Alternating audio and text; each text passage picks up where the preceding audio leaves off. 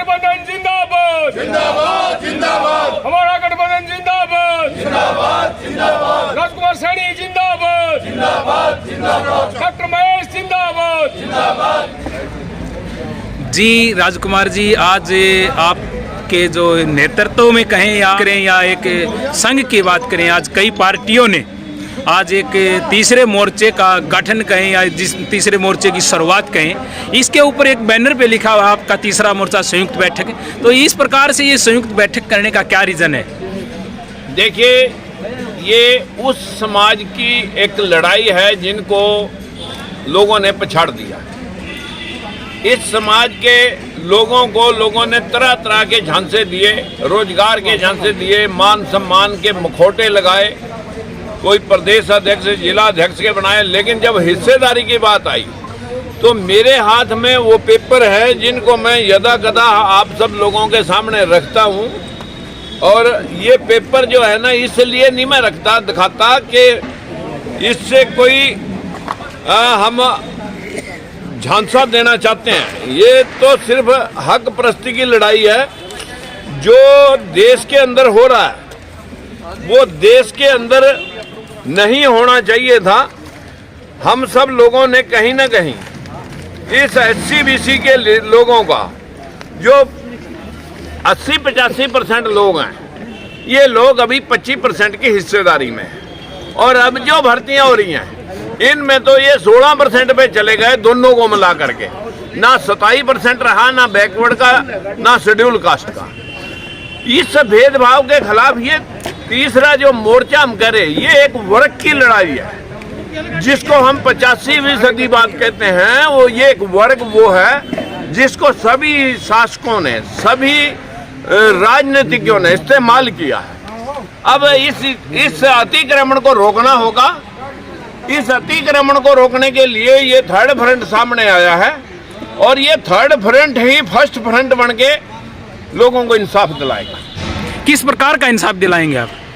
जो हमारे रोजगार के हिस्से थे, जो हमारे कारोबार के हिस्से थे, जो हमारे राजनीति के हिस्से थे, जो हमारे जुडिशरी के हिस्से थे, मीडिया के हिस्से थे, या शासन प्रशासन में भागीदारी थी, वो जिस व्यवस्था की शिकार हुई, मैं उसी बात को लेकर के क्या 52% लोगों का हिस्सा 10 या 11% होगा। 10-11% तो दान में दिया जाता है। कल हरियाणा में सरकार बनती है इस तीसरे मोर्चे की, तो सीएम का चेहरा कौन होगा? देखिए, सीएम अपने आप में तो 10-11% तो दान में दिया जाता है। कल हरियाणा में सरकार बनती है इस तीसरे मोर्चे की, तो सीएम का चेहरा कौन होगा? देखिए, सीएम अपने आप में तो इस प्रदेश के अंदर बने हुए कम से कम भी 90 सीटों में 90 विधायक घूम रहे हैं।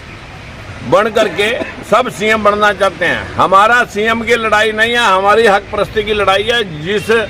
जिस समाज के अंदर जो व्यक्ति आगे बढ़ जाएगा, हम उन लोगों को तरजीह दे करके MP और विधायक बनाएंगे। जो MP और विधायक किसी को किंग बनाएंगे वो किंग बन जाएगा। Thank you. कार्यक्रम जो किया है, इसकी मतलब शुरुआत कहें या इसको कोई और रूप देना चाह रहे हैं, क्या है इसके बारे में थोड़ा विस्तार से बताएं। देखिए, जो ज़मीन से जुड़े हुए संघर्षशील लोग हैं, जो इन सत्ताधारी पार्टियों के जो षड्यंत्र को समझते हैं, वो अपने अपने क्षेत्र में, अपने अपने स्तर पर जो जिस वर्ग को लूटा गया है, जिस वर्ग के हक और अधिकारों को छीना गया है सत्ताधारी लोगों के द्वारा, उनको लेकर के अपने अपने स्तर पर काम कर रहे थे। लेकिन आज एक तीसरा मोर्चा जिसके अंदर 6 पार्टियां इकट्ठी हुई है, ये 6 पार्टियां वही लोग हैं जो सत्ताधारी पार्टियों के षड्यंत्र को समझ करके लोगों को जगाने का काम कर रही थी। कौन कौन सी 6 पार्टियां? आज भारतीय कमेरा वर्ग पार्टी, लोकतंत्र सुरक्षा पार्टी, बहुजन मुक्ति पार्टी, भारतीय जनराज पार्टी, इंडिया जनता पार्टी, सर्वजन समाज पार्टी, ये 6 पार्टियों ने आज तीसरा मोर्चा बनाया है। और तीसरा मोर्चा तो इसलिए कहना पड़ रहा है कि ऑलरेडी 2 मोर्चे और देश के अंदर चल रहे हैं, जिसमें एक इंडिया है और एक NDA है। लेकिन इंडिया एक मजबूरी का एक मोर्चा है। आप देख रहे होंगे कि 5 प्रदेशों के चुनाव हैं, तो उनके अंदर उस इंडिया गठबंधन के अंदर शामिल पार्टियां सब अलग अलग लड़ रही है। NDA का जो गठबंधन है उसके अंदर मैं चाहे चिराग पासवान की बात करूं तो उधर चाहे बीजेपी की बात करूं, चाहे हरियाणा के अंदर जेजेपी की दुष्यंत चौटाला की बात करूं, राजस्थान के अंदर तो वो भी बीजेपी के खिलाफ लड़ रहे हैं। तो ये जो 2 मोर्चा हैं इनमें जितनी पार्टियां शामिल है वो एक दूसरी पार्टी के खिलाफ लड़ रहे हैं। तो वो मजबूरी के गुमराह करने वाले मीडिया के द्वारा बनाए हुए मोर्चे हैं। वो पहला और दूसरा मोर्चा नहीं है, लेकिन अभी इनको अस्तित्व में रखा गया है, तो ये तीसरा मोर्चा है। ये जरूरत का मोर्चा है, ये हरियाणा में सरकार आपकी मोर्चा सरकार है। तो आने वाले समय में ये तीसरा मोर्चा ना हो करके ये पहला मोर्चा होगा जो हरियाणा में सरकार बनाएगी। हरियाणा में कल आपकी सरकार आती है तो सीएम का चेहरा कौन होगा?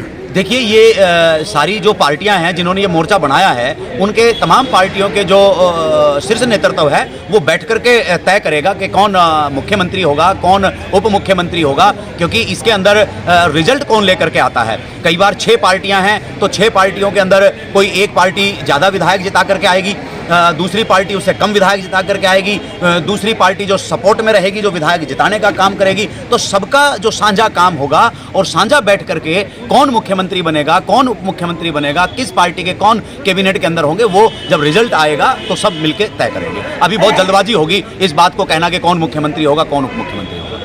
तो आगे की रणनीति क्या रहेगी आपकी? आगे की रणनीति तो 6 की 6 पार्टियां अपने मुद्दों को लेकर के, चाहे वो जातिगत जनगणना की बात है, चाहे वो शेड्यूल कास्ट बैकवर्ड माइनॉरिटी के बैकलॉग की बात है, चाहे वो महिला आरक्षण के नाम पे एक झूठा प्रचार करके महिलाओं को गुमराह करने की बात है, चाहे वो क्रीमी लेयर की बात है, चाहे वो प्रमोशन में रिजर्वेशन की बात है। तो इन तमाम मुद्दों को लेकर के, चाहे वो जितनी जिसकी संख्या भारी उसकी उतनी हिस्सेदारी को काट करके मात्र 10% लोग हैं वो तमाम संसाधनों पे, चाहे वो ज़मीन हो, जायदाद हो, नौकरियां हो, धन हो, उनके ऊपर राज कर रहे हैं। 90% जो लोग हैं वो उनको मांगने वाले बने हुए हैं। तो इन तमाम मुद्दों को लेकर के 6 की 6 पार्टियों के पदाधिकारी, कार्यकर्ता गांव में, मोहल्ले में, गली में, बूथ पे जाकर के लोगों को जागरूक करेंगे, पार्टी के साथ में जोड़ेंगे और एक विकल्प हरियाणा प्रदेश के अंदर और साथ साथ अन्य प्रदेशों में देने का काम करेंगे। तो इस तरह से जब लोगों के बीच में जाकर के लोगों का दिल जीता जाएगा, और ये तो मैंने कह ही दिया कि इनकी तो 90% संख्या है और लोकतंत्र में जिनकी संख्या ज्यादा होती है वो लोग सरकार बनाते हैं। तो इनकी इन पार्टियों के साथ जुड़े हुए लोगों की संख्या ज्यादा है, तो निश्चित तौर पर अपने संघर्ष के बलबूते आगामी चुनाव के अंदर एक मोर्चा जो है सरकार बनाने का काम है। Thank you. अपने वर्करों को देकर अपने साथ जोड़ा, आज उसका नतीजा है कितनी भारी संख्या में लाखों हमारे वर्कर, हमारे पदाधिकारी कितने हैं पूरे हरियाणा में। जोर है तो हम डॉक्टर साहब और आदरणीय राजकुमार सैनी पर हमारा पूर्ण विश्वास है, और हम आप सभी से अपील करते हैं कि ऐसे कर्मठ नेता हमें मिले हैं। वो दिन दूर नहीं जब इस देश का प्रधानमंत्री बैकवर्ड का होगा और हरियाणा का मुख्यमंत्री बैकवर्ड और शेड्यूल कास्ट मिलकर बुलाएंगे। इन्हीं शब्दों के साथ जय भीम, जय भारत, जय संविधान। जो कार्यकारी अध्यक्ष है, प्रदेश अध्यक्ष है, उनके प्रभारी है, वो मौजूद हैं। आने वाले वक्त में ये 80 पार्टियां भी हो सकती हैं। साथियों, जरूरत है क्योंकि कार्यकर्ताओं की मीटिंग है। कार्यकर्ताओं को यहां से कार्य करने की शैली को सीख कर जाना है। ये जो यंत्र है, मोबाइल जिसको कहते हैं, मैं तमाम कार्यकर्ता साथियों से कहना चाहता हूं, आज ही हर कार्यकर्ता अपने मोबाइल में एक ब्रॉडकास्ट ग्रुप बनाए। ब्रॉडकास्ट ग्रुप के बारे में कितने साथियों को जानकारी, थोड़ा हाथ खड़े करके बताना। ब्रॉडकास्ट ग्रुप के बारे में शुक्रिया।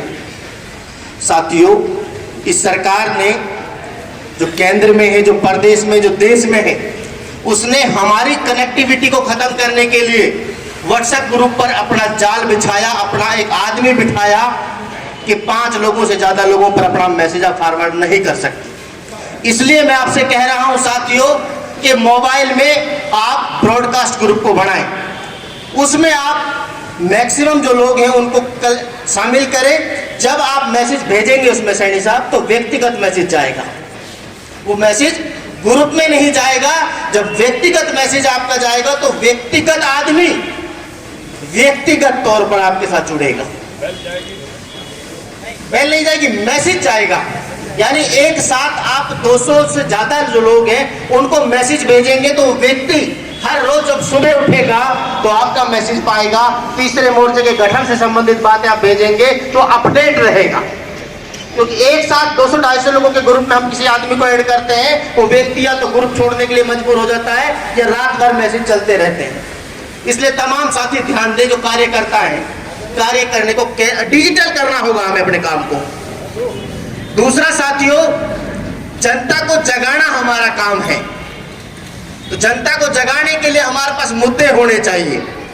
बहुत बड़ा जखीरा जानकारी का जो सैनी साहब के माध्यम से आपको एक डायरी दी गई है, उसको पढ़ें तो बहुत सारी जानकारी आपको इतिहास से संबंधित मिल जाएंगी, देश से संबंधित मिल जाएंगी, धर्म से संबंधित मिल जाएंगी। लेकिन आपको जो जानकारी दे, उनको पता है कि सैनी साहब ने गांव-गांव जाकर, भारतीय कमेरा वर्ग पार्टी के साथियों ने गांव-गांव जाकर कम समय में इतना बड़ा काम कर दिया जो लोग 10-10 साल में नहीं कर पाए थे, कम समय में। हाँ, इसी डर की वजह से, क्योंकि आप लोगों का प्रचार इतना हो चुका है, जिन पार्टियों ने, भारतीय जनता पार्टी जो अब वजूद में है, जिसकी ये शाखा है आरएसएस ने 1949 में बाबा साहब डॉक्टर भीमराव अंबेडकर का पुतला फूका दिल्ली के रामलीला मैदान में। आज उनकी मजबूरी बनी इन महापुरुषों के आंदोलन की वजह से कि हर जगह बाबा साहब का फोटो लगा रहे। काम आप करो, मजा बोले, तो काम आप करो तो मजे भी आपको लेने होंगे। साथियों, मैं सिर्फ इतना कहना चाहता हूं कि ब्रॉडकास्ट ग्रुप का निर्माण करना होगा। आज से इस सोशल मीडिया पर घमासान मचा दो। सोशल मीडिया का जमाना है, सोशल मीडिया पर घमासान मचा दो। तीसरा मोर्चा, तीसरा मोर्चा, तीसरा मोर्चा, तीसरा मोर्चा। सुबह जब कोई फेसबुक देखे तीसरा मोर्चा, दोपहर को फेसबुक देखे तीसरा मोर्चा, शाम को फेसबुक देखे तीसरा मोर्चा, तीसरा मोर्चा। जब ये होगा ना, चौथे मोर्चे का मामला ही नहीं रहेगा। मुख्यमंत्री भी आपका होगा, प्रधानमंत्री भी आपका होगा, हरियाणा की सरकार भी आपकी होगी, और आप तमाम जो लोग हैं वो एमएलए हैं। शुक्रिया साथियों, जय मूल्यवान। धन्यवाद।